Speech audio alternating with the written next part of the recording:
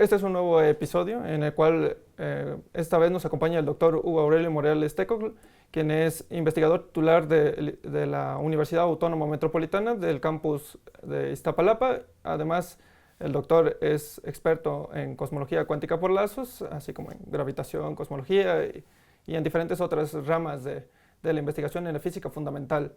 Bueno, mucho gusto, doctor, y gracias por aceptar la invitación.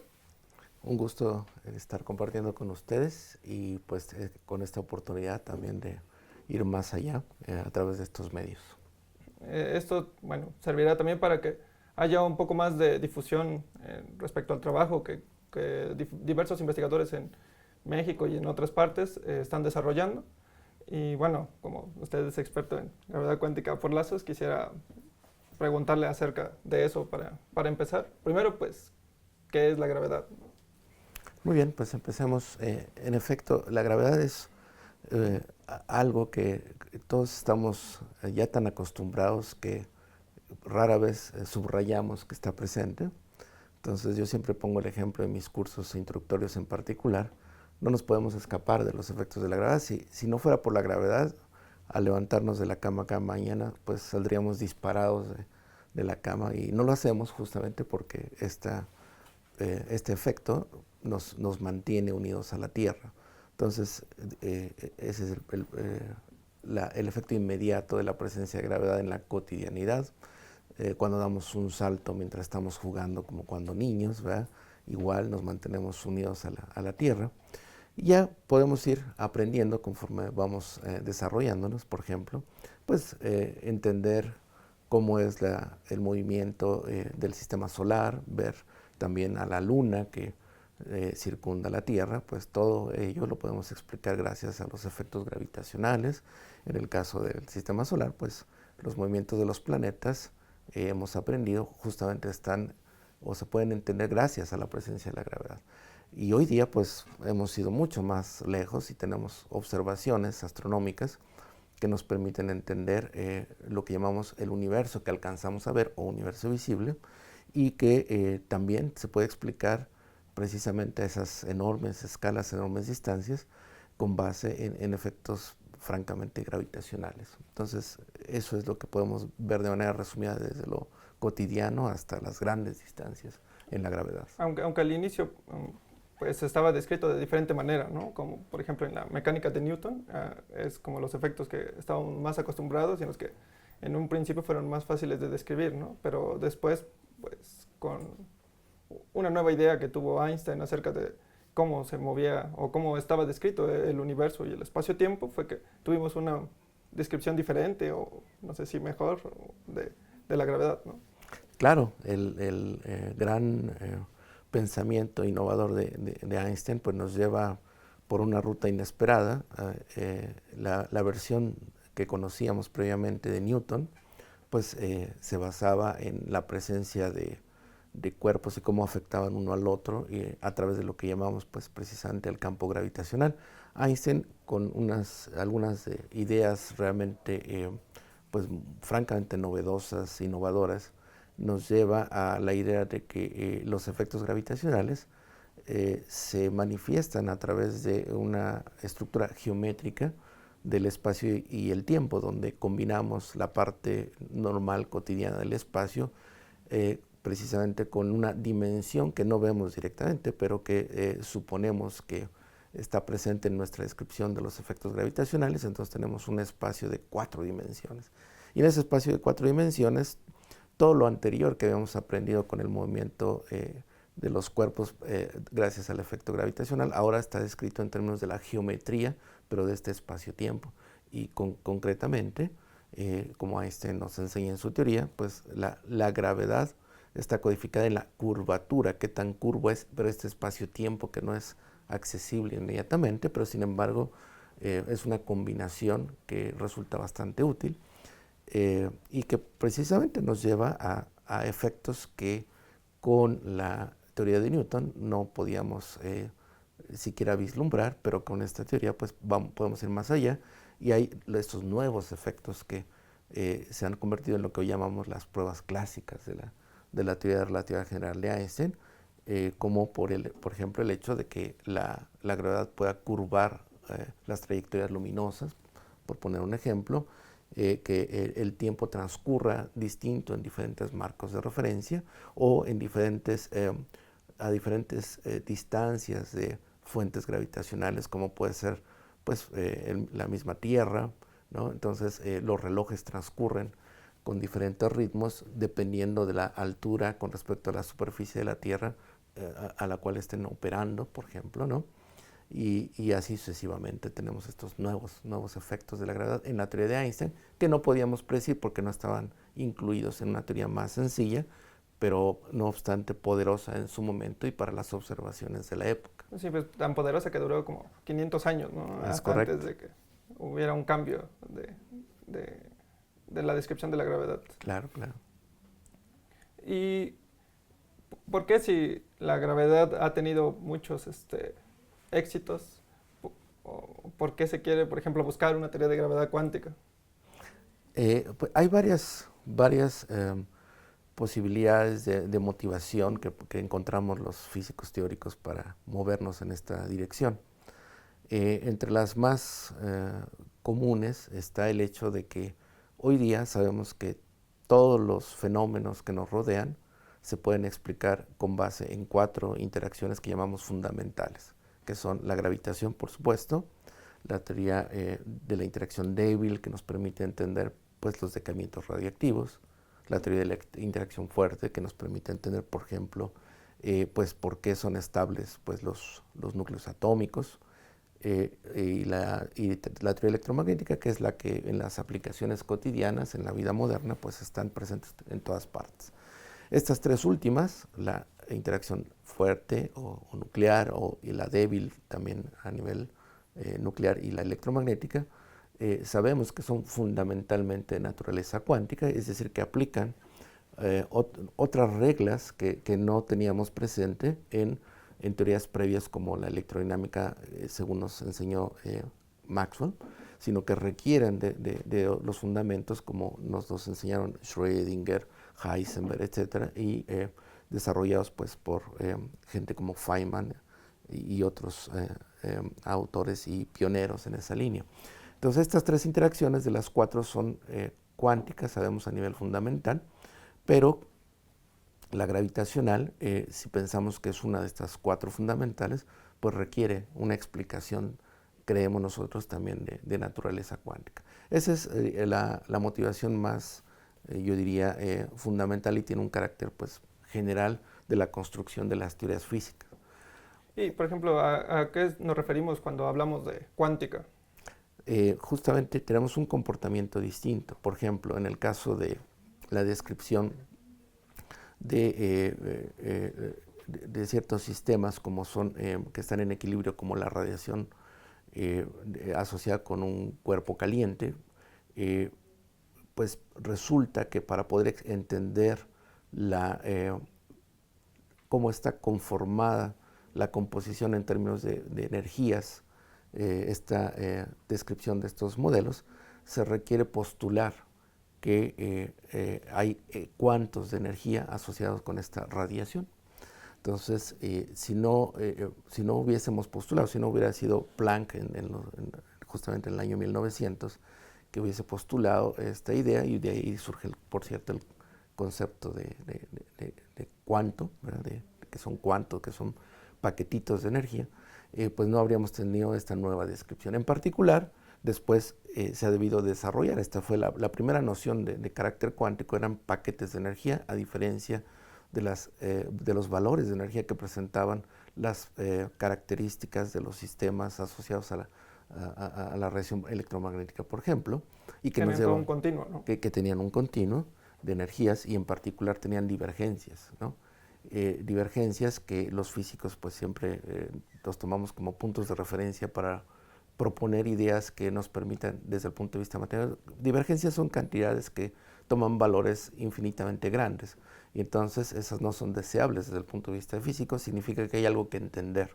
Entonces las divergencias allí, en el caso de la radiación de cuerpo negro como se le conoció, pues nos llevaron y llevó a Planck en particular a postular la idea de estos paquetes de energía y el carácter cuántico, y que se ha desarrollado y que ha permitido llevar a postular nuevas nociones, nuevos conceptos para describir a los sistemas, en particular los microscópicos, pero hoy sabemos que no necesariamente tienen que ser microscópicos, podemos tener incluso sistemas como las estrellas de neutrón, las enanas blancas, que son sistemas fundamentalmente cuánticos y son macroscópicos del tamaño de una estrella.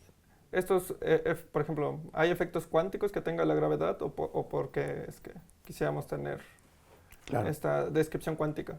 En particular, una de las motivaciones que a mí más me han llamado la atención y por las que me dedico a esta línea de investigación, pues tiene que ver con limitaciones que hemos encontrado en la teoría de la relatividad general clásica. Por ejemplo, uno de los premios Nobel más reciente o fue otorgado a Roger Penrose, quien junto con Stephen Hawking y Robert Garroch probaron lo que hoy conocemos como teoremas de singularidad. Estos teoremas lo que nos dicen es que la relatividad general clásica necesariamente nos lleva a la predicción de estas divergencias, estas cantidades infinitas de intensidad de campo gravitacional y en particular de densidad de energía. Por ejemplo, en lo que conocemos como el Big Bang en la descripción del universo o gran explosión, donde consideramos que es de donde proviene nuestro universo que vemos hoy en día, desde el punto de vista físico, pues no es aceptable que una cantidad física como la densidad de energía en el universo muy, muy temprano y a partir de un punto, pues en particular haya tenido un valor infinito. Infinito quiere decir que hay algo que no entendemos. Entonces, resulta que esto más que característico o específico más bien de modelos del universo, es más bien una propiedad general de la relatividad general de Einstein, es decir, que bajo condiciones muy normales, estándares, vamos a encontrar estas divergencias. Ese es un tipo de divergencia. Otro tipo de divergencia también encontramos en la descripción de cantidades físicas, por ejemplo, asociadas con la densidad de energía de los campos de materia que describen pues, a los electrones, a los positrones, a los quarks, etc. Entonces, estas divergencias en lo que llamamos la teoría cuántica de campos y la física de partículas elementales, ambas tienen que ver, como habrán notado, con la hipótesis acerca de la estructura del espacio-tiempo. En el caso de las divergencias de la relatividad general, pues tienen que ver con divergencias en la curvatura, en las cantidades físicas como la densidad de energía. En el caso de la teoría cuántica de campos, estamos suponiendo que la composición de estos campos cuánticos de materia que describen a las partículas como electrones o positrones, por ejemplo, pues pueden tener contribuciones de modos, les llamamos, ¿verdad?, de cantidad de energía infinita y por lo tanto pues no son aceptables. Ahí tenemos algo que aprender. Y entonces la gravedad cuántica nos da la posibilidad de explorar qué posibles estructuras, también siguiendo la lección que aprendimos con Albert Einstein en su teoría de relatividad general clásica, pero ahora a nivel cuántico, qué posible estructura distinta a la tradicional, suave, continua, por ejemplo, podríamos tener que nos permita no encontrarnos con estas divergencias que sí aparecen tanto en las singularidades de la relatividad general clásica como en las divergencias de la teoría cuántica de campos. Entonces, un cambio de paradigma, es decir, abrir la posibilidad, abrir la puerta a que el espacio-tiempo, en lugar de ser un continuo suave como normalmente lo percibimos, y por lo tanto consideramos que así debería ser a nivel fundamental, podría estar equivocada, y entonces la gravedad cuántica, las propuestas de gravedad cuántica, abren esa puerta para explorar.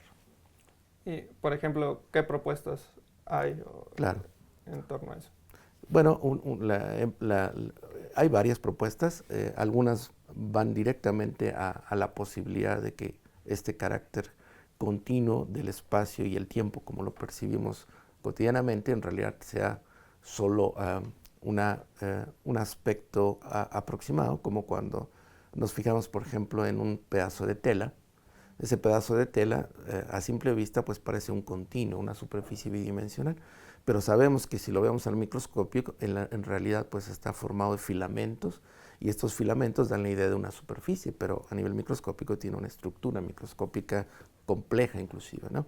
Entonces, algunas teorías de gravedad cuántica, como la que llamamos gravedad cuántica por lazos, parte de esta opción. Digamos, se postulan principios que nos pueden permitir describir la gravedad a nivel macroscópico, pero también nos dan la posibilidad de que a nivel microscópico esta microestructura del espacio-tiempo pueda ser distinta, como este tejido filamental, digamos. Y eso, en particular, pues puede llevar y se ha mostrado en ejemplos con modelos relativamente sencillos, a que en efecto, en lugar de tener una cantidad que diverge en estos modelos de gran explosión, no hay singularidades, sino rebotes, es decir, el universo, la historia del universo no es que haya iniciado con una divergencia y luego evolucionado y creciendo el universo como lo vemos hoy en expansión, sino que proviene de alguna fase previa donde se estaba contrayendo, llega a un volumen mínimo y luego vuelve a crecer. Esto como consecuencia en particular del carácter discreto de la estructura del espacio se puede ver de esa manera. Otras opciones que se parecen a esta, pero no son tal cual, tienen que ver con modelos, por ejemplo, uno que se llama de triangulaciones dinámicas, que también parten de la noción de un universo discreto y entonces pues va agregando conceptos, postulados de cuál debería ser la dinámica adecuada en términos generales para que sea consistente con la relatividad general clásica de Einstein a nivel macroscópico, pero al mismo tiempo pues, nos vaya dictando reglas de comportamiento autoconsistentes, estos se llaman triangulaciones dinámicas. Otras opciones, por ejemplo, está este postulado que se hizo en los años 70s, 80s, de algo que se llamó entonces la teoría de cuerdas, que surge de otro contexto muy distinto en la descripción de las interacciones fuertes como modelos de hadrones, donde el hadrón pues, se pensaba, el hadrón significa una partícula de masa grande, digamos, comparada con los electrones, por ejemplo, que eran más que partículas puntuales, eran objetos distribuidos, cuerditas. Estas cuerditas pues tenían algunas propiedades buenas desde el punto de vista de los experimentos para los hadrones, pero tenían el inconveniente de que predecían, en ese momento se dieron cuenta, también excitaciones con un de spin 2 y sin masa. Esos pues obviamente no correspondían a los experimentos de hadrones, entonces esa era la razón por la que se estaba desechando ese modelo de cuerdas para los hadrones.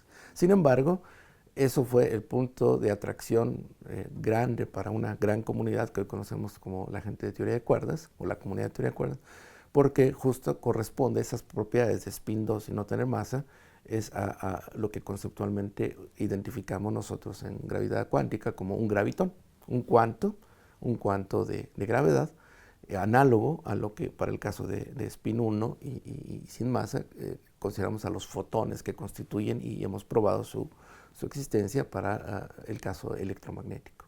Entonces ese fue el punto de partida, ¿no? Y se desbordó una gran comunidad hacia la teoría de cuerdas. Entonces son algunos ejemplos. Aunque existen diferentes diferencias entre estas teorías, ¿no? Por ejemplo, las primeras teorías que mencionó pues son teorías que están en 4 dimensiones, por ejemplo, ¿no? Claro. Y la última, teoría de cuerdas, pues es en dimensiones más altas. Y además, bueno, creo que las primeras solamente dan una descripción cuántica de la gravedad hasta ese punto. Sin embargo, creo que teoría de cuerdas también trata de llevarlo un poco más allá, ¿no? Sí, de teoría de cuerdas, yo admiro realmente mucho el trabajo en teoría de cuerdas. Debo decir que el esfuerzo que han dedicado y los resultados que han obtenido, más que como un aspecto de gravedad cuántica, yo creo que han podido abarcar, gracias a este gran formalismo físico-matemático que han desarrollado, han podido dirigirse a diferentes temas, incluso de materia condensada. Pero tiene razón, las teorías más exitosas que tienen la consistencia adecuada, pues tienen propiedades que no hemos visto en la naturaleza. Por ejemplo, una formulación, una de las teorías más sencillas, pero desafortunadamente no física, es lo que se llama la cuerda bosónica, que es un modelo en el cual se postula una dimensión arbitraria, pero para que sea consistente con ciertas propiedades físico-matemáticas, la teoría debe de existir en una dimensión igual a 26 dimensiones para que esté libre de anomalías, o sea, comportamientos no aceptables físicamente. Pero por supuesto, nuestro universo, a lo más, como nos enseñan, pasamos de 3 a una dimensión adicional, o sea, 4, y saltar de ahí a 26, pues es un salto enorme. Y bueno, todavía más, si ese fuera el caso, pero viéramos consecuencias de alguna manera en nuestro entorno, pues tendríamos esa posibilidad. El caso es que no tenemos evidencia de esas dimensiones adicionales, entonces eso reduce el límite. Otro aspecto es que en lugar de 26, la teoría se puede formular ya sea en 10 o en 11 dimensiones, como sabemos hoy en día, pero requiere también otra propiedad adicional que si bien desde el punto de vista de la física matemática es muy deseable, tiene una belleza matemática. El concepto físico también es muy interesante, que es la simetría, decimos, entre partículas bosónicas y fermiónicas, que unas que se pueden acumular en un mismo tipo de estado y otras no se pueden acumular en un mismo estado, son respectivamente bosónicas y fermiónicas. Si la simetría existiera entre bosones y fermiones, entonces estas teorías de cuerdas podrían existir, por ejemplo, en 10 u 11 dimensiones. Pero, de nuevo, todavía siguen siendo muchas dimensiones, por un lado, y por otro también, pues deberíamos de tener evidencia de esta supersimetría. Y los experimentos más cercanos, pues incluyendo el Large Hadron Collider, el gran colisionador de hadrones, pues no ha dado evidencia de esta propiedad supersimétrica. Entonces, de nuevo, dista mucho. Pero para ser equilibrado digamos, en las críticas, yo creo que algo positivo y que creo que es bastante loable, o varias cosas positivas se pueden mencionar. Voy a mencionar dos. Una de ellas tiene que ver con el hecho de que podemos aplicar estas nociones otras propiedades que tienen estas teorías que se llaman las dualidades, que es unas correspondencias entre regímenes de diferentes tipos de teoría en el esquema global de estas teorías de cuerdas y branas, en las que es posible describir, por ejemplo, algunas características cualitativas, semi-cuantitativas de los experimentos, por ejemplo, del plasma de gluones y quarks, y que no se han podido explicar de otra manera. Entonces, gracias a estas dualidades, que no se han demostrado, pero que se conjeturan válidas, pero que cuando se aplican a estos experimentos funcionan bastante bien.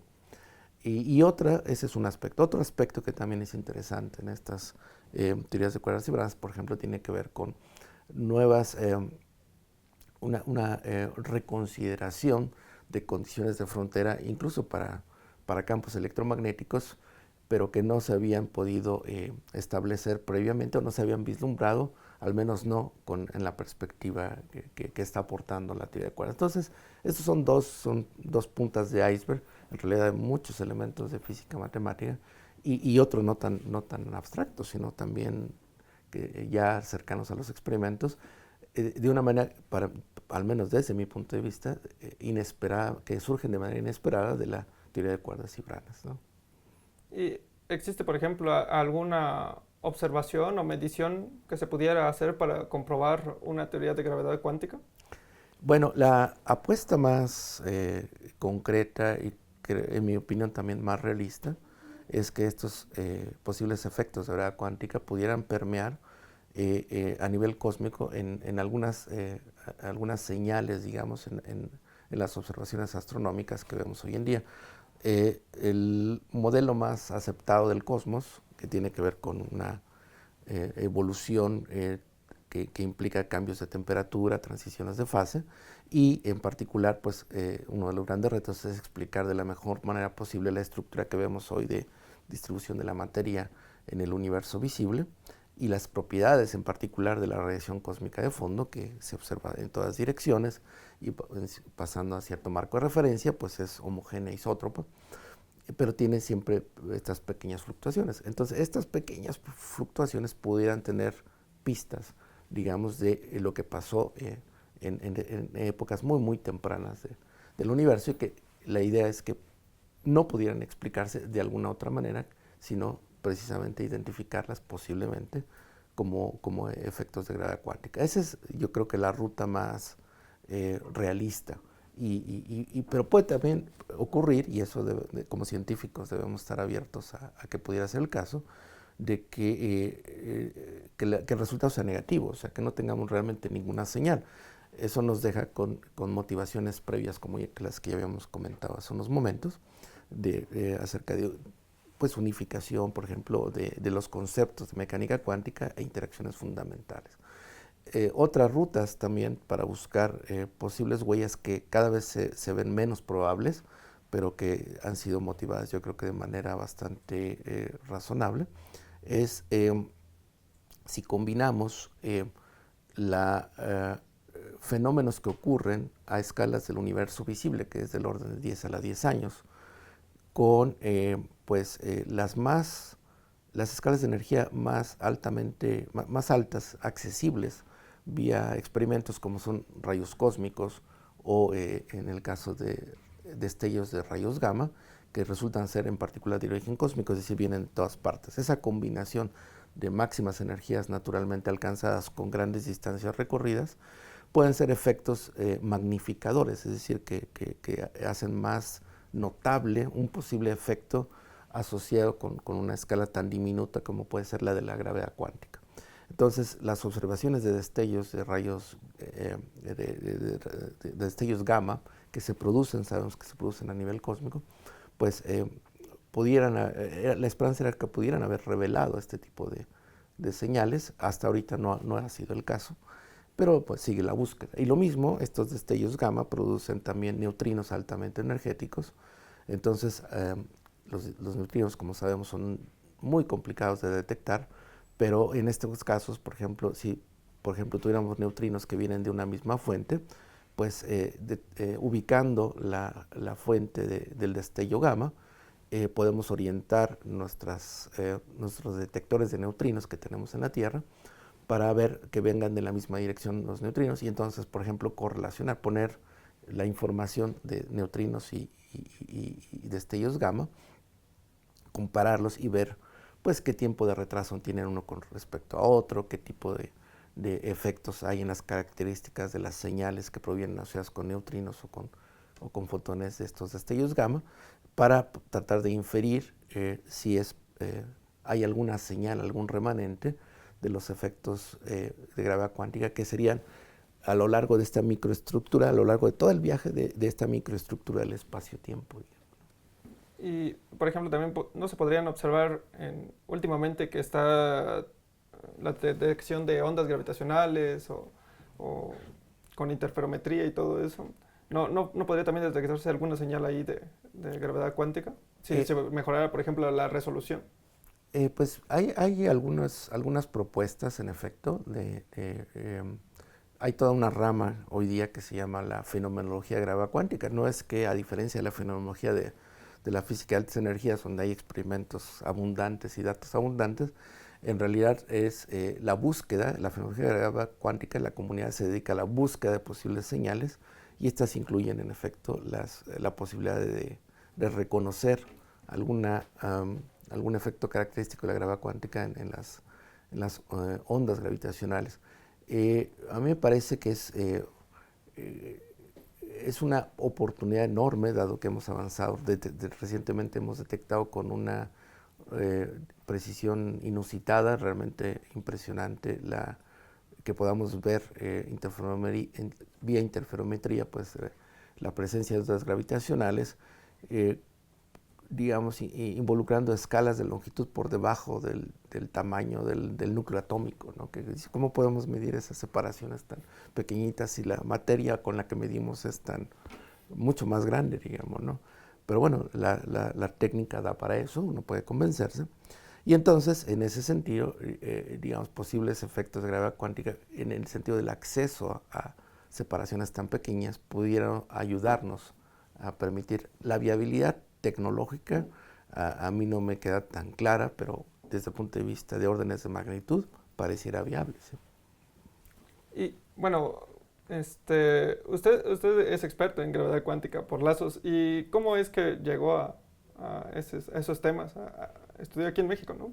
Al inicio, pero aquí era donde se desarrollaban o cómo funcionó. Claro, yo estudié la licenciatura en física aquí en el campus Iztapalapa de la Universidad Autónoma Metropolitana y llegué curiosamente a la física, en realidad como consecuencia de no haber tenido mucho éxito en la ingeniería electrónica. No haber tenido éxito en el sentido pues de que yo quería estudiar en una universidad que no voy a mencionar aquí, pero quería estudiar en una universidad donde podía uno hacerse profesional de la ingeniería electrónica, hacerse ingeniero electrónico. Para lograr eso uno tenía que, la preparatoria donde yo estudié, tener un muy buen desempeño habiendo concursado, por ejemplo, en competencias regionales, ¿no? En ese caso Puebla, yo vengo de Atlisco, Puebla, de Puebla, Estado de México y Tlaxcala. Entonces los competidores de las diferentes preparatorias, en particular la mía, que resultaban ganadores, típicamente tenían acceso a una beca para ir a esta universidad, pero justamente el año, a mí me fue bien en la competencia, competí en matemáticas, pero justo no hubo becas ese año para entrar a la universidad donde yo quería ir. Entonces dije, no, bueno, quiero estudiar algo más profundo, dije, ¿no? Entonces dije, bueno, quiero estudiar algo análogo a la electrónica, pero desde el punto de vista de la física. Entonces dije, física del estado sólido. Entonces dije, bueno, ¿dónde estudio física? La UAM, estoy hablando del año 83, entonces ofrecía esta oportunidad, vine para acá.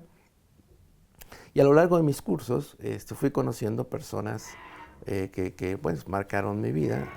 En particular en esa época tuve como profesores a Michael Patrick Ryan, profesor estadounidense, pero radicado aquí. En realidad él daba clases aquí, pero era profesor de la UNAM. Al doctor Luis Fernando Urrutia, que también profesor chileno. Él fue estudiante en particular de un premio Nobel de Julian Schwinger. Él daba los cursos de mecánica cuántica, algunos cursos de mecánica cuántica aquí, y así fui conociendo a varias personas, a un alemán también, Gerhard Nowotny, y todos ellos pues me dieron cursos por ejemplo, de teoría cuántica de la luz, de mecánica cuántica, de relatividad, y entonces fueron cambiando mi orientación. En lugar de hacer física del estado sólido, dije, no, yo quiero hacer física más fundamental. Entonces terminé la licenciatura. Originalmente tenía la intención de hacer mis estudios de doctorado, bueno, de posgrado, porque era la maestría y el doctorado en Alemania. Pero bueno, para alguien que termina la licenciatura, esas oportunidades, ya en esa época ya no era tan popular, bueno, no era tan fácil ir a la Alemania oriental. Entonces, ir a la Alemania occidental, pues los apoyos eran para la gente que va directo al doctorado.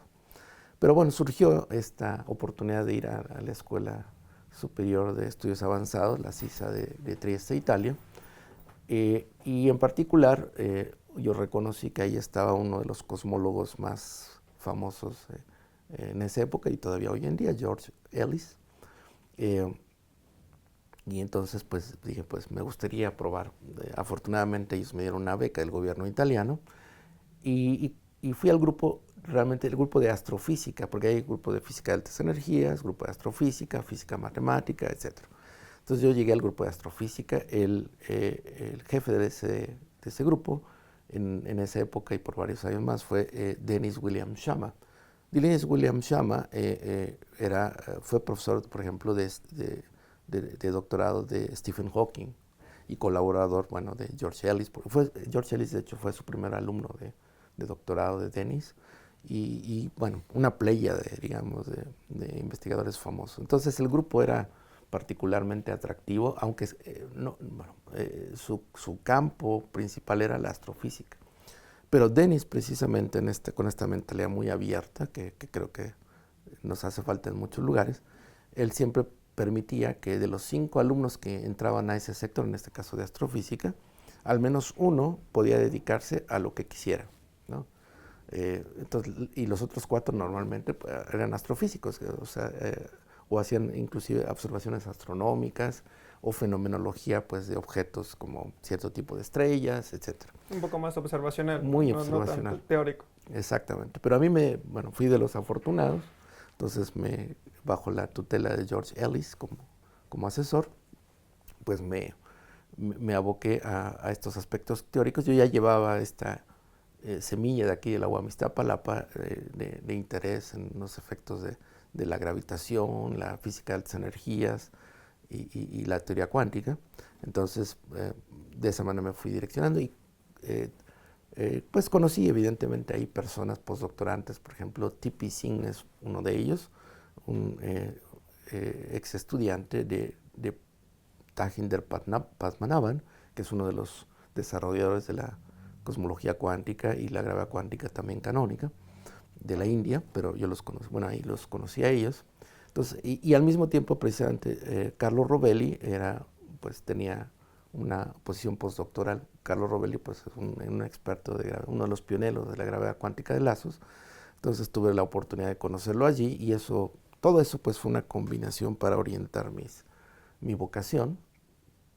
Y hasta que finalmente pues quedamos de acuerdo en que en realidad yo trabajaría con Carlo Rovelli, que él en ese momento desafortunadamente se estaba moviendo a Estados Unidos con un tenure track en la Universidad de Pittsburgh, pero pues seguíamos interactuando a distancia y él pasaba los veranos en Verona, su pueblo natal, en Verona, Italia. Entonces me movía en los veranos de Trieste a Verona y trabajábamos, ¿no? Entonces, con la asesoría... Igual en ese tiempo apenas empezaba las ideas, ¿no? Es correcto. De gravedad cuántica por lazos. Sí, justo estoy hablando del año 89. Estuve ahí del 89 a enero del 94 y entonces me gradué de la maestría en el 91 y del doctorado en enero del 94. Entonces, en esa época, en los años 80, Abhay Ashtekar había publicado una serie de trabajos donde lo llamativo pues era que unos problemas técnicos se habían simplificado en un enfoque de la gravedad cuántica, en algo que hoy se llama las variables de Ashtekar. Alrededor de esos tiempos y un poco antes ya había esta noción de introducir el concepto de filamentos, de curvas asociadas no solo con la gravedad, sino también con otro tipo de campos electromagnéticos. Hay viejas ideas que vienen desde Mandelstam, me parece que en los años 70, y luego Rodolfo Gambini y Anthony Trias en Barcelona y Venezuela empezaron a desarrollar estas ideas también, ya hacia gravedad cuántica, pero con un enfoque ligeramente distinto, pero ya con las primeras nociones de estos lazos que llamamos estas curvas, ¿no? que juegan un papel interesante desde el punto de vista técnico y que son, como les había platicado antes, hoy día resultan ser en la propuesta teórica, pues estos filamentos del espacio-tiempo, ¿no? Entonces, justo en esos años, Lee Smolin y Carlo Rovelli, y un poco también en combinación en líneas paralelas con Abhay Ashtekar, publicaron esta serie de trabajos que son pues, los pioneros de este enfoque de gravedad cuántica por lazos hoy en día, ¿sí? Y bueno, ahí como mencioné en Italia, pues también conoció mucha gente, ¿no? Porque era un lugar donde llegaban muchos premios Nobel. Claro.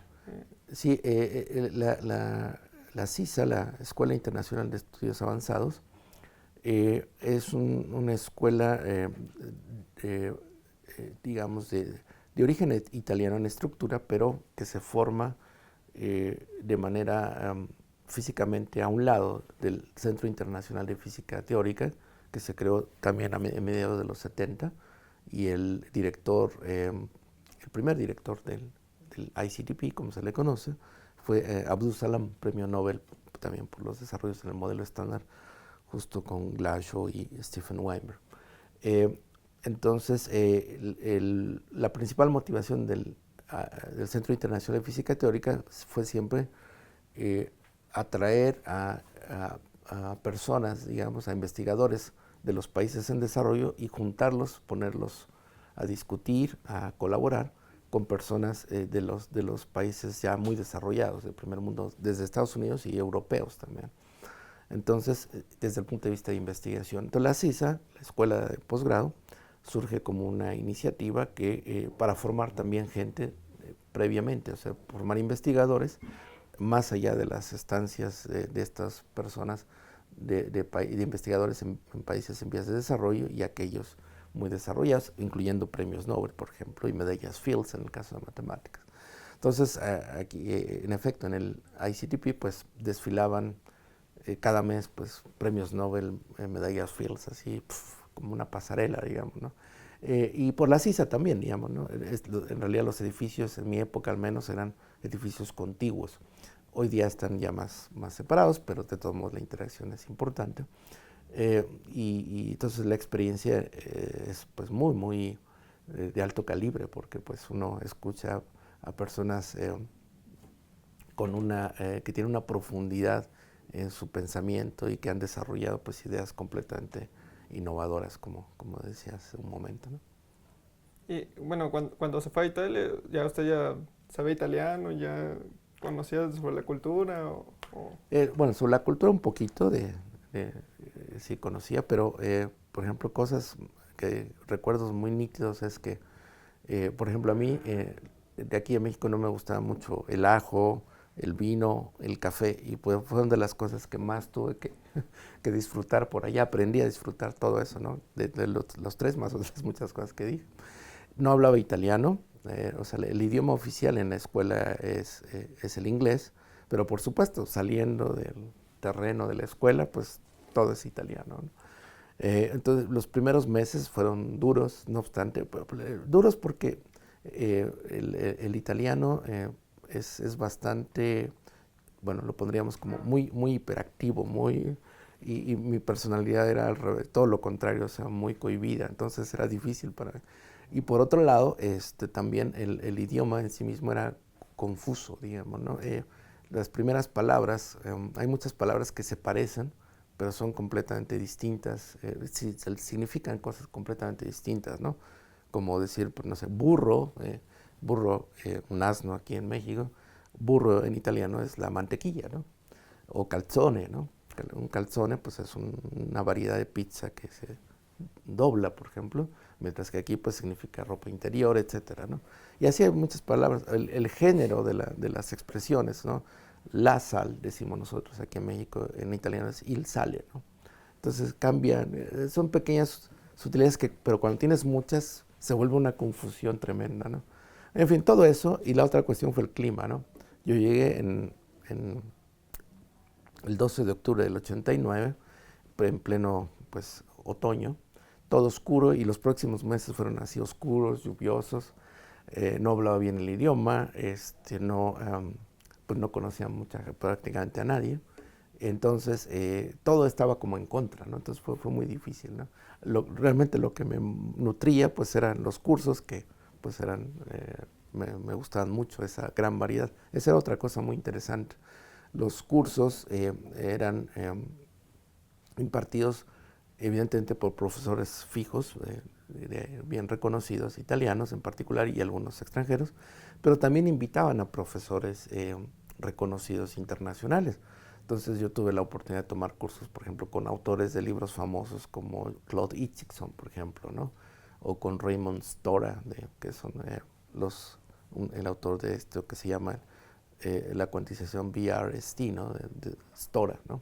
Y así sucesivamente, ¿no? O sea, uno podía tomar cursos con personajes pues, que había visto nada más de nombre en los libros, ¿no? Entonces, todo eso era formativo, ¿no? Y te motivaba a pasarte prácticamente las casi 20 horas de 24 en las bibliotecas ahí para estar al día trabajando, ¿no? y bueno, y después de que salió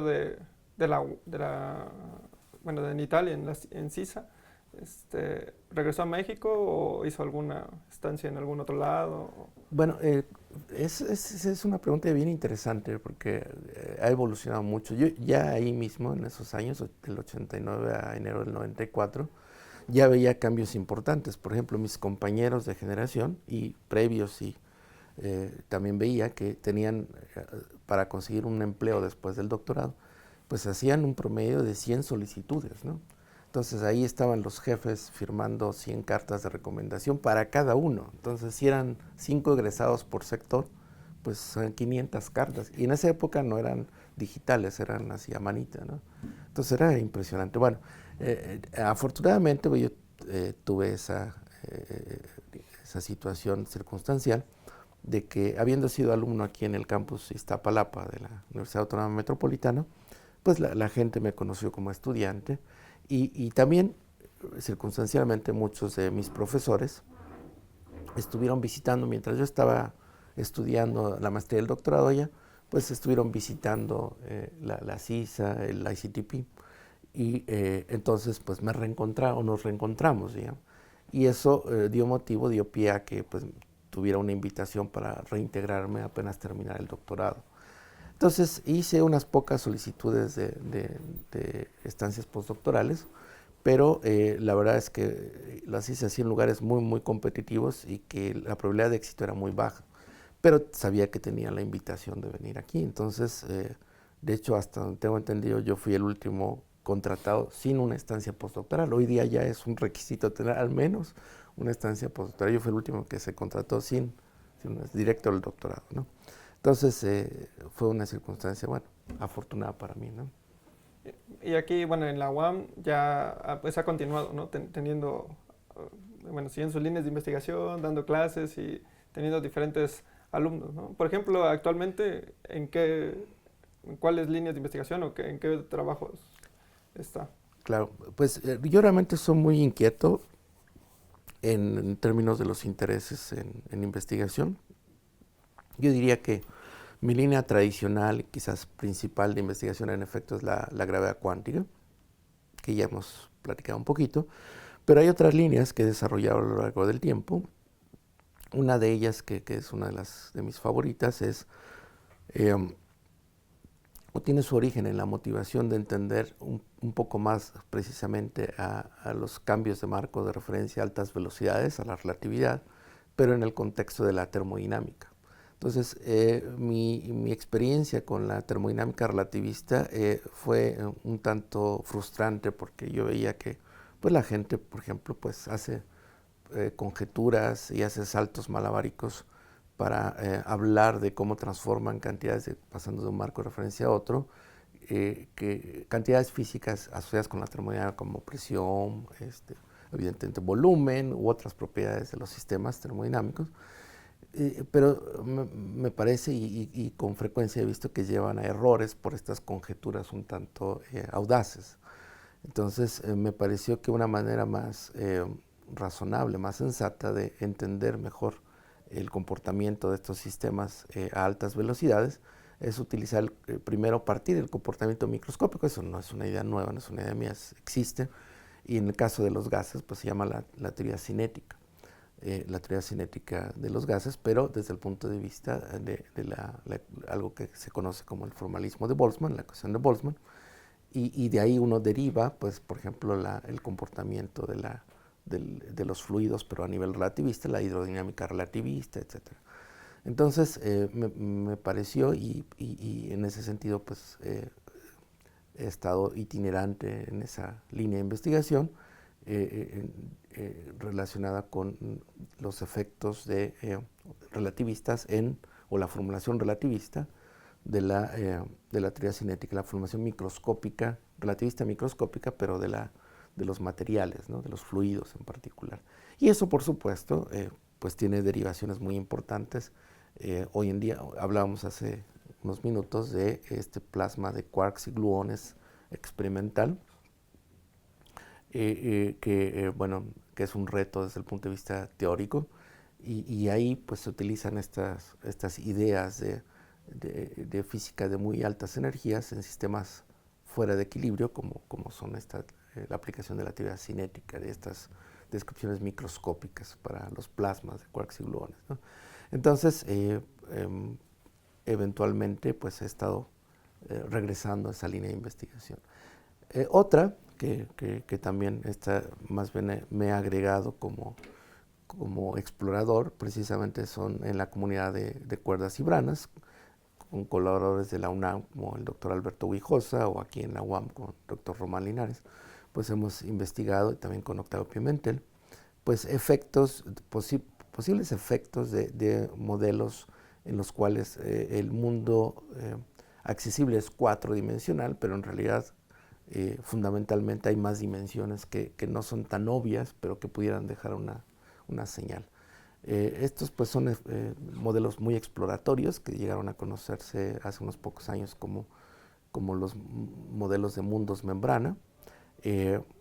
La gente de teoría de cuerdas pues los critica mucho porque no tienen una base muy claramente conectada con las teorías de cuerdas, sino son más bien intentos fenomenológicos y algunas conjeturas, pero uno aprende acerca de lo que realmente se puede decir y lo que no se puede decir. Normalmente la gente investigaba ese tipo de efectos de más dimensiones, más de 4 dimensiones, pues ya sea en cosmología o en la física de altas energías. ¿Por qué? Por la accesibilidad. Pero nosotros nos dimos a la tarea y desarrollamos una línea realmente de pruebas de bajas energías para posibles dimensiones adicionales, como por ejemplo, pues corrimientos en los niveles de energía de los átomos, ¿no?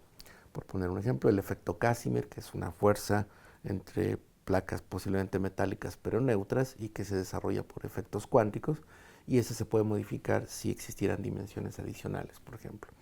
Entonces, nuestra intención, más que demostrar la existencia de dimensiones adicionales, era proveer ejemplos de cómo con física de bajas energías, comparadas con un experimento en un acelerador u observaciones cósmicas, ya con experimentos conocidos uno podría pues desechar inclusive algunos modelos de propuestas de dimensiones adicionales para ir pues enfocando mejor la atención, digamos. Entonces eso es más económico desde el punto de vista experimental, porque ya están los experimentos, nada más ver cómo otros escenarios especulativos pues pueden no ser viables aún usando física ya medida y establecida, digamos. Sí, con experimentos que ya están bien establecidos y que Correcto. se conoce correctamente los resultados, ¿no? Así es. ¿Usted qué visualiza en el futuro, por ejemplo, para la gravedad cuántica, o cómo cree que qué nuevos descubrimientos podrían surgir a partir de esta línea? Yo creo que hay varias líneas que pueden surgir y que ya, bueno, ya estamos empezando a ver algunas de sus posibles avances. Desde el punto de vista del marco conceptual, me parece que hay preguntas francamente críticas, como por ejemplo esto que llamamos el problema de la medición en mecánica cuántica. Nosotros desde el punto de vista teórico sabemos que un sistema descrito con las reglas de la mecánica cuántica pues puede presentarse en alguno de una posibilidad de estados y de situaciones, pero cuando hace una medición pues determina que está en uno de esos, ¿no? A eso recibe un nombre que le llaman el colapso, el colapso debido a la medición, el colapso de la función de onda del estado correspondiente, en el sentido de que no sabemos en cuál está, pero apenas medimos ya sabemos en cuál, pero antes de eso teníamos una descripción basada en una multiplicidad de estados, pero pasamos a uno de ellos nada más. Ahora, ¿por qué sucede eso? Es una pregunta abierta, hay algunos avances, pero en particular cuando tratamos de aplicarla a la gravedad cuántica es una pregunta altamente complicada.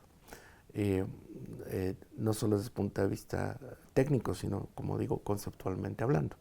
Entonces, recientemente, por ejemplo, se han desarrollado nociones polémicas, pero finalmente discusiones por gente por investigadores, colegas que son ampliamente respetados en sus propias líneas y que han propuesto que ciertas situaciones que le llaman superposición, por ejemplo, de estados macroscópicos, pudiera poder, más que, por un lado hay quienes postulan que pudiera haber evidencia, otros pudieran poner limitaciones a una teoría de gravedad cuántica, ¿no? Pero en laboratorios, digamos, ¿no? Entonces, más que ahí pues la moneda está en el aire, o sea, más que ver evidencia, podría haber limitaciones más claras y entonces eso nos puede ir limpiando el terreno, es decir, no partir de una visión de la gravedad cuántica tan amplia, sino decir, ya no tenemos que explorar por allá, porque de tal región, porque esto nos lleva ya a limitaciones que hemos visto en un laboratorio, aquí en la Tierra, sin necesidad de un gran colisionador, ni observaciones astronómicas, ni nada, sino ya esto nos lleva a ciertas limitaciones. Eso yo creo que es algo que puede pasar en las próximas décadas, o sea, poner limitaciones. No, y aclaro una vez, No quiero decir que sean efectos de gravedad cuántica, sino dónde ya no buscar, porque posiblemente no vamos a encontrar algo, ¿no? La otra es, como ya habíamos comentado, desde el punto de vista de observaciones astronómicas, ya sea con ondas gravitacionales, ya sea vía supernovas o en el fondo de microondas, pues podemos seguir analizando e identificar posibles huellas, señales, improntas de gravedad cuántica, no directamente de efectos de gravedad cuántica, pero sí directos, sino indirectos, que la gravedad cuántica, por ejemplo, al inicio de lo que ahora pensamos que es un rebote y no una gran explosión, pudiera llevar a otra fase y que esa fase intermedia pudiera pues tener una cierta consecuencia que dejara señales en las mediciones que hacemos, en las observaciones astronómicas. En estas tres, ahora se habla de multimensajeros, antes pues era observar las estrellas, ahora vemos pues hay telescopios de neutrinos y tenemos también observaciones ya no solo en el visible, tenemos rayos X, rayos gamma, etcétera, ¿no? Y ahora ondas gravitacionales. Entonces, la idea es juntar toda la información y entonces ver la posibilidad de ir asociando lo que sabemos asociar y quitándolo, luego quitar lo que llamamos ruido sistemático también, limpiar, y lo que queda, ver si eso tiene alguna pista de lo que podríamos pensar que fuera la gravedad cuántica. Eso yo lo veo, digamos, es un escenario que me gustaría, es un escenario deseable, pero francamente lo veo como más a largo plazo, digamos. Pero yo creo que de nuevo, o sea, nos va a aportar información definitiva. No apostaría que positiva es la que me gustaría, es positiva hacia la gravedad cuántica, pero en la ciencia debemos de ser suficientemente abiertos a que pues las cosas que pasen. Entonces, ¿usted cree que la mayoría de este futuro es acerca de las observaciones que se puede haber respecto a la gravedad cuántica? Bueno, también sobre la parte teórica, supongo, ¿no? Claro. Y bueno, hemos hablado, por ejemplo, pues, de gravedad, de cuántica y de gravedad cuántica, y muchas veces las personas no ven que esto tenga una aplicación inmediata. Claro. ¿Por qué cree usted que es importante que se invierta en esto o que más gente trabaje en estos temas? Claro, yo creo que es una pregunta clave en un país en particular como el nuestro, pero yo creo que aplica a nivel mundial. Hay dos ejemplos contundentes, en mi opinión, en relación con la investigación en ciencia básica que me vienen a la mente. Uno tiene que ver con el desarrollo del sistema de posicionamiento global. Nosotros para ubicar, ¿verdad?, los celulares que usamos hoy en día, para ver pues, la ruta que tengo que seguir para llegar de manera óptima a algún otro punto, pues viene de un desarrollo previo, a lo mejor primero armamentista, como haya sido, pero un desarrollo previo que finalmente nos permite ubicar la posición, por ejemplo, concretamente de un celular en un rango de unos pocos metros en este cuarto, de una superficie, no sé, de 5 por 5 metros cuadrados, y gracias a que podemos corregir por los efectos del campo gravitacional de la Tierra y por los efectos de las velocidades con las que se mueven los satélites que forman justamente el sistema de posicionamiento global. Si no tomamos en cuenta las correcciones debido a la relatividad general, por ejemplo, teórica de Einstein, y los efectos de relatividad especial por las velocidades, que no son altas velocidades, pero son suficientemente grandes, perceptibles, la ubicación del celular en este cuarto pues estaría con un error del tamaño posiblemente de la Ciudad de México. Entonces, ahí tenemos un desarrollo, claro, no fue inmediato, pero que vino del conocimiento de la ciencia básica, el desarrollo de la ciencia básica. La pregunta que podrían haberle formulado a Einstein en su época es ¿para qué sirve la relatividad general? Y pues seguramente no conozco de alguna respuesta al respecto, pero pues ninguna, o sea, es simplemente conocer el mundo, digamos, ¿no? Conocer más. Hubiera dicho que para que pudiéramos pedir Uber Por ejemplo, eventualmente, ¿no? Eventualmente. Y digamos, el otro, digamos, desarrollo que me gustaría mencionar, pues es el Internet. La red de comunicación que hoy conocemos como Internet también apareció por una necesidad de comunicación expedita en el laboratorio en Ginebra, en Suiza, en el CERN, ¿verdad? Para poder tener conocimiento inmediato de información relacionada con, pues, con los datos que ahí se obtienen, con los avances, con los problemas. Y entonces esa red fue creciendo, creciendo, y pues bueno, hoy es innegable el desarrollo que hubo asociado con ello, ¿no? Pues muchas transmisiones hoy en día están basadas en ello y serían imposibles si no fuera por la red de comunicación de Internet. ¿Cree usted que existen ciertas, bueno, que se siga o que se deba seguir explorando acerca de la física básica, así como Einstein lo hizo en su momento, ya que actualmente, pues, las sociedades cambian y no, no, no necesariamente ahora se busca eso, ¿no? No, lo que se busca es que siempre haya una aplicación directa de estas investigaciones, ¿no? Porque siempre que se invierte dinero, quieren que de forma inmediata haya un cierto resultado. Sí, definitivamente el mundo actual tiene las dos componentes y los gobiernos pues tienen también y se entiende, ¿no? Que también tengan estas direccionalidades en términos de pues un beneficio inmediato, ¿no? Pero yo creo que en efecto la evolución de las sociedades ha manifestado, nos ha permitido ver que afortunadamente siempre hay personas interesadas, a veces más, a veces menos, o esa proporción, pero siempre hay personas interesadas en el conocimiento del básico del mundo que nos rodea, ¿no? Y entender mejor lo que está en nuestro entorno. Y lo que hemos aprendido, yo creo que esa es la lección principal, es que toda investigación que aparentemente es básica en un momento dado, eventualmente tiene algún tipo de derivación hacia algo concreto. Ahora, yo creo que las sociedades, en particular la componente de los gobiernos correspondientes, entiendo que pues presionen para tener resultados inmediatos, pero la clave me parece que está en tener la proporción adecuada. O sea, no puedes aniquilar la ciencia básica, porque lo que hoy es ciencia básica podría ser, y si la aniquilas hoy en día, en 10 años, en 2 décadas, en 3 décadas, pues va a ser opciones que se murieron, ¿no? que se hicieron desaparecer. Entonces es importante, si bien con la adecuada proporcionalidad, pues de investigación, tener lo que necesitamos para este país, un país como el nuestro en México, pues un desarrollo tecnológico adecuado, pertinente a los recursos naturales, pero dejar el nicho de la investigación básica, ¿no? Les comparto esta anécdota.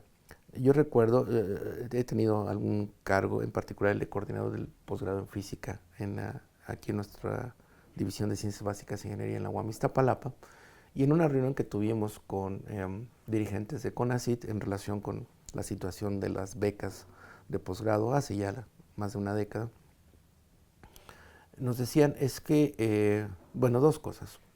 ¿Cómo es posible que el desarrollo tecnológico y científico de México, habiendo pasado por circunstancias similares varias décadas atrás, como fueron las de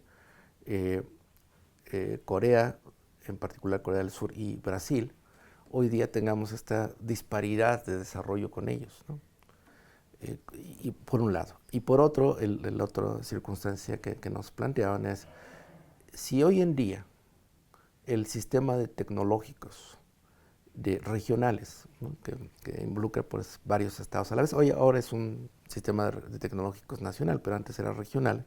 Pero sí, ese sistema de tecnológicos regionales que contrata normalmente gente pues, egresada a la licenciatura, nos pidiera, no toda su planta académica, sino nos pidiera de cada instituto tecnológico 5 egresados del doctorado de ciencias, ni siquiera ciencias básicas solamente, ciencias básicas e ingeniería de todo, digamos.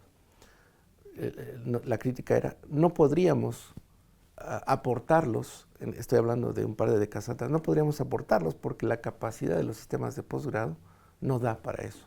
O sea, no tenemos tantos egresados, en ese momento no teníamos tantos egresados y no los íbamos a poder formar en mucho tiempo para ese volumen de necesidad. Y entonces mi respuesta fue, bueno, pues pues, ¿por qué queremos ponerlos todos al mismo tiempo? Hagamos un proyecto, ¿verdad? Planteemos un proyecto que nos permita ir aportando egresados de ciencias básicas, egresados de ingeniería, si quieren, de a uno por tecnológico al año, o sea, ir creando las plazas. Entonces tendríamos el tiempo de generar, de robustecer los sistemas de posgrado nacionales y al mismo tiempo, pues mejorar el nivel necesario, obviamente, de educación en los institutos a nivel ahora nacional, antes eran regionales, ¿no? Y por otro lado, comparándonos precisamente con esta diferencia con Corea del Sur y Brasil, pues de nuevo, o sea, pues estas políticas de vaivén, ¿no? De ahora no hay apoyo para los proyectos, ahora sí, ahora no. Ahora, o sea, tiene que haber una política consistente y además adecuada. Por ejemplo, siempre se habla del que el Producto Interno Bruto, el 1% del Producto Interno Bruto Nacional, pues debería de aplicarse al desarrollo, no solo de ciencia básica, sino de ciencia y tecnología, digamos, ¿no? Pero pues eso no lo vemos, estamos muy por debajo de eso y además está oscilando, digamos, ¿no? Entonces necesitamos, en este país yo creo que una política transeccional, o sea, más allá pensar en un futuro para la sociedad, no en un futuro de beneficios A corto plazo. partidistas a corto plazo, etcétera, ¿no? Sino pensar a largo plazo para la sociedad, digamos, ¿no? Esa es mi opinión, ¿sí? ¿Tiene algún consejo para alguien que, por ejemplo, quiere empezar en estos temas?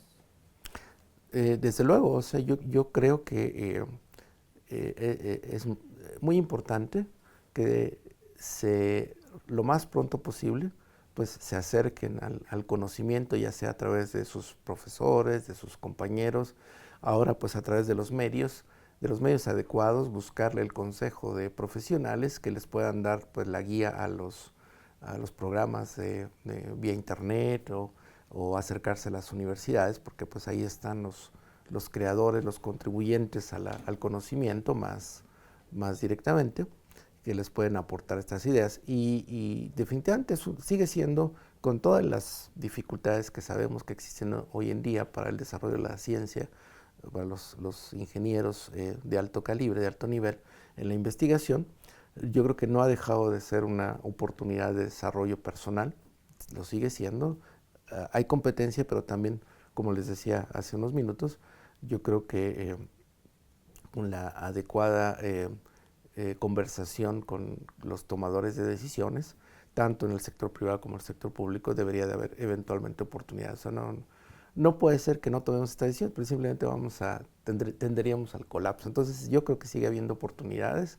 Yo recuerdo, les comparto esto en particular, en mi época de tomar la decisión de estudiar ciencias, pues era claro que dedicarse a la ciencia no era una opción para tener posiblemente poner en riesgo una vida, pues siquiera por lo menos cómoda, decorosa, ¿no? O sea, no era una manera de hacerse rico y no lo sigue siendo sin serlo, por supuesto, pero yo creo y me congratulo y creo que somos afortunados de que podamos llevar una vida decorosa hoy en día y yo realmente espero que siga siendo el escenario en los años venideros. Bueno, no sé si quiera agregar una última cosa o Pues algo más que decir. invitar, bueno, agradecer primero la oportunidad de esta comunicación al público que eventualmente nos pueda seguir y pues insistir en que busquen a los contactos adecuados en las universidades, ya sea compañeros estudiantes, colegas de las universidades o si conocen pues también a compañeros trabajadores de las universidades, pues que busquen la manera de contactar. A mí me ha tocado desde gente que me ha llevado en un transporte Uber y que me dice, no, pues mi hijo está interesado en la ciencia, pero no ha podido, no sabía que aquí en Iztapalapa había la UAM Iztapalapa, por ejemplo, ¿no? Y pues inmediatamente le dije, bueno, aquí están mis datos, contáctenos, búsquenos, platique con la gente. O a un compañero, ¿no? Una compañera secretaria que dice, bueno, su hijo quiere estudiar ciencias, pero está confundido, no sabe si física, matemáticas o una ingeniería. Pues por supuesto, deben tener la confianza de acercarse, ¿no? Y nosotros, bueno, a través de este medio, pues yo manifiesto mi apertura y seguramente muchos de nosotros estaríamos muy contentos de dar esa oportunidad de conversación, orientación, para que nuestros mismos compañeros de trabajo pues vengan y se acerquen y estos chicos o chicas pues por lo menos conozcan y tomen la mejor decisión de desarrollo personal. O sea, puede que algunos de ellos en efecto sigan la carrera científica, la carrera tecnológica, o digan, no, yo prefiero irme por las humanidades, etcétera. Pero ya es una decisión informada, que son las más importantes. Bueno, sí, no hay nada más que agregar. Quisiera agradecer al doctor Hugo Morales por su tiempo y con esto, bueno, cerraríamos este episodio. Gracias. Un gusto.